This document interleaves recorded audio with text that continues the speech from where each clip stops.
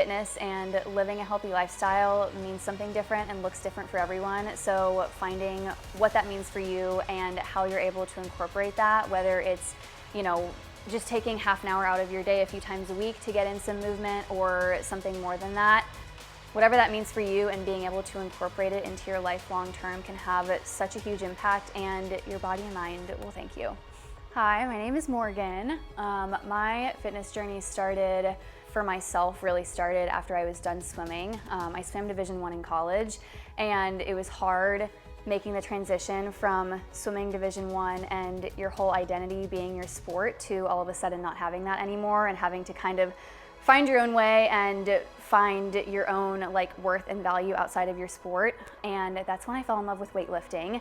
I kind of had some experience with weightlifting in later high school and in college, just cross training for swimming.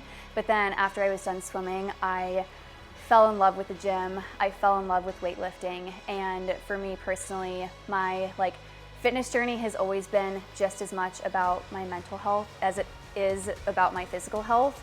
And the gym has always been my own personal form of therapy, is what I always say.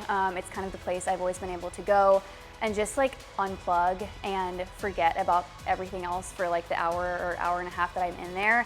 And for the last 3 or 4 years now, I have just absolutely loved being in the gym, lifting weights. It makes me feel strong and confident, and is just one of my favorite things to do.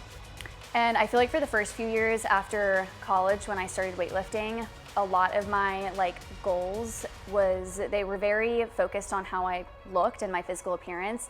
But then a few years ago, I actually had brain surgery, and that kind of just shifted my perspective on a lot of things and made me realize that you only get one body and we can't take it for granted. And since then, I feel my mindset has shifted a lot around fitness, and now I'm not only working out to appear a certain way, but I'm also looking out just to take care of my body, and because I know that movement is so good for me and it makes me feel so good.